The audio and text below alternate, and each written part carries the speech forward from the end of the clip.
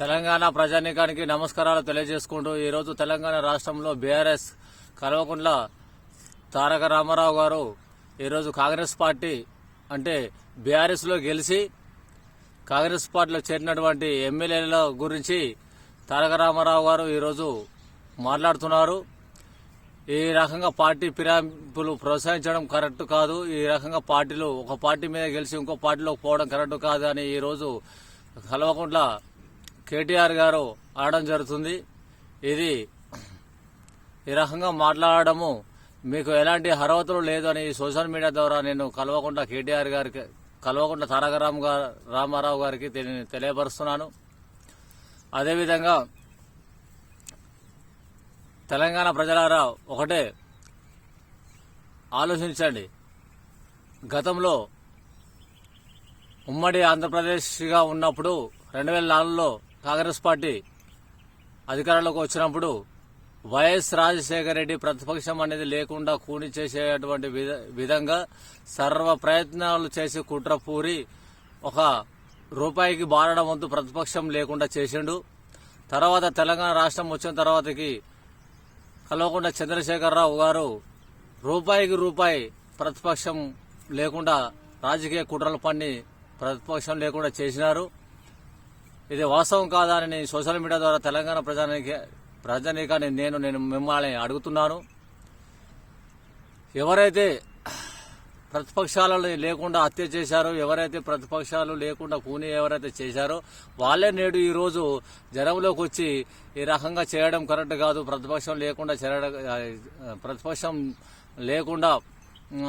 రాజకీయాలు చేయడం కరెక్ట్ కాదు అని చెప్పడము, మరియు అదేవిధంగా ఒక పార్టీలో గెలిచి ఇంకో పార్టీలోకి పోవడం కరెక్ట్ కాదు, ఒక పార్టీలో గెలిచినటువంటి వ్యక్తిని వేరే పార్టీలోకి తీసుకోవడం కరెక్ట్ కాదు, ఇది రాజకీయం కాదు అని అంటున్నారు. ఇది ఎంత మటుకు సమంజసము, దొంగే దొంగ అన్నట్లుగా లేదా అని ఈరోజు నేను తెలంగాణ ప్రజానీకానికి తెలియపరుస్తున్నాను. ఒకటి, తెలంగాణ ప్రజలారా, మీరు అప్రమత్తంగా లేనన్ని రోజులు ఈ దొంగ రాజకీయ నాయకులు ఇదే రకంగా రాజకీయాలు చేస్తూ రాజ్యం ఏలుతూనే ఉంటారు, మనల్ని పాలిస్తూనే ఉంటారు. ఒకటి, తెలంగాణ ప్రజానీకానికి సోషల్ మీడియా ద్వారా నేను ఏమని తెలియపరిచేది అనగా అంటే, నిన్న ఏం జరిగింది, మొన్న ఏం జరిగింది, అవతల మొన్న ఏం జరిగింది, ఏం చెప్పారో అనేది మనం ఎప్పటికప్పుడు గుర్తుంచి పెట్టుకోవాలి. అంతేగాని ఈరోజు మనం ఆ రకంగా లేము. మనం ఈ రోజు మట్టుకే ఈ రోజుదే చూసి ఆనందపడుతున్నాం.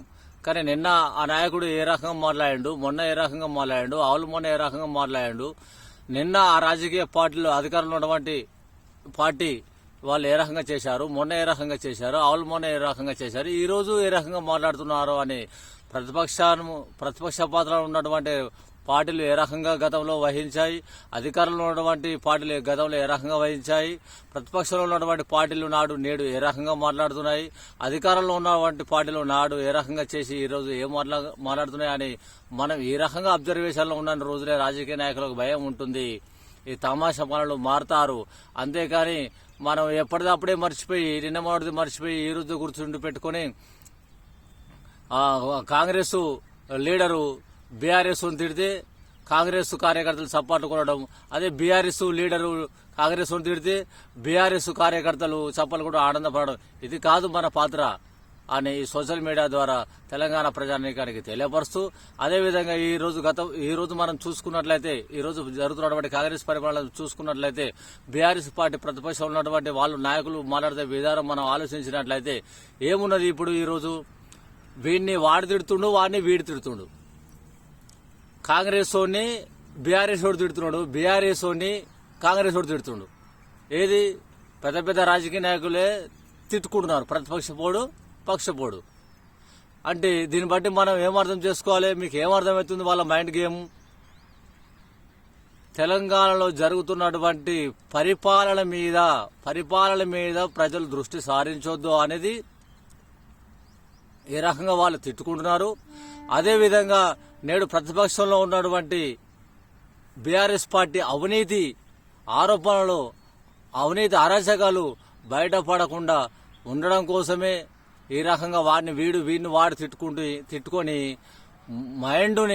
ప్రజల యొక్క మైండ్ని డైవర్ట్ చేయడం కోసమే ప్రజల యొక్క ఆలోచనను కాంగ్రెస్ పరిపాలన పైన కానీ బీఆర్ఎస్ అవినీతి ఆరోపణలపైన అవినీతి అరాచకాలపైన కానీ తెలంగాణ ప్రజలు ఆలోచింపజేయకుండా చేసే విధంగా వీళ్ళిద్దరూ ప్రెస్ మీట్ పెట్టి పేపర్లలో టీవీలలో వీళ్ళు ఇద్దరు తిట్టుకోవడం వీడిని వాడు తిట్టుకోవడమే తప్ప వేరొకటి లేదు. దీనివల్ల మనకు వచ్చే ప్రయోజనం ఏం లేదని నేను ఈ తెలంగాణ ప్రజానీకానికి తెలియపరుస్తూ వీళ్ళు వెలమ నాయకుడు రెడ్డి నాయకుడు ఇద్దరు వీడిని వాడు తిట్టుకుంటూ తెలంగాణ ప్రజలను